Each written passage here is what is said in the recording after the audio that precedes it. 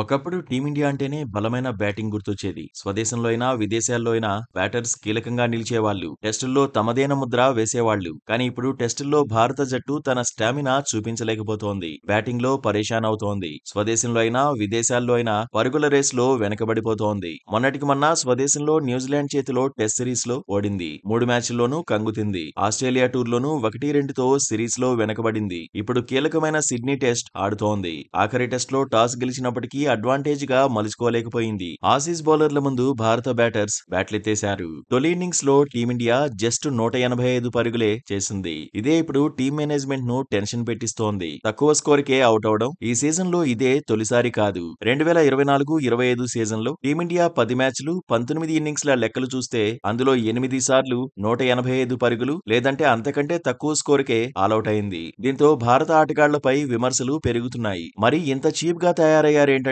అభిమానులు ఆడేసుకుంటున్నారు. పొట్టి ఫార్మాట్ కు అలవాటు పడి టెస్టులపై ఎక్కువగా ఫోకస్ చేయకపోతే పరిస్థితులు ఇలానే ఉంటాయని బౌన్సర్లు సంధిస్తున్నారు. బిజీ క్రికెట్ వర్క్ లోడ్ పేరుతో డొమెస్టిక్ టోర్నీలకు దూరంగా ఉన్నంత వరకు పరిస్థితులు మారవనే చర్చ కూడా జరుగుతోంది.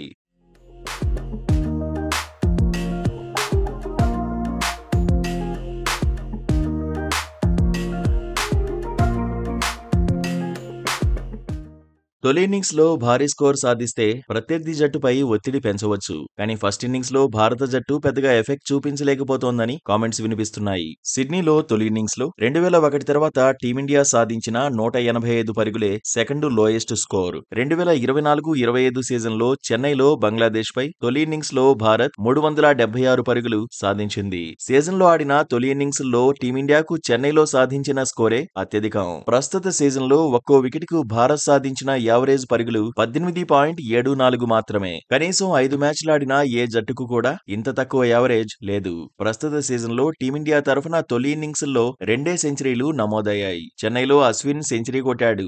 మెల్బోర్న్ లో నితీష్ కుమార్ రెడ్డి సెంచరీ సాధించాడు.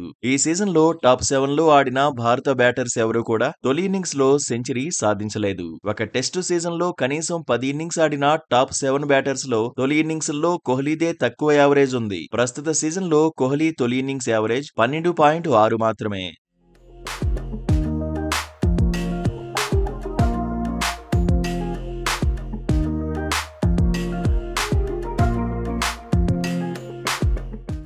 సిడ్నీ టెస్ట్ తొలి ఇన్నింగ్స్ లో నలుగురు భారత ఆటగాళ్లు మాత్రమే 20 పరుగుల మార్కును టచ్ చేశారు. పంతు 40 పరుగులతో టాప్ స్కోరర్ గా ఉన్నాడు. జడేజా 26 పరుగులు చేశాడు. బుమ్రా 22, శుభ్మన్ గిల్ 20 పరుగులు సాధించాడు. మిగతా ప్లేయర్లు 15 పరుగుల మార్కును కూడా అందుకోలేకపోయారు. సిడ్నీ టెస్ట్ రెండో ఇన్నింగ్స్ లో అయినా భారత ఆటగాళ్లు చెలరేగాలని టీం మేనేజ్మెంట్ కోరుకుంటోంది.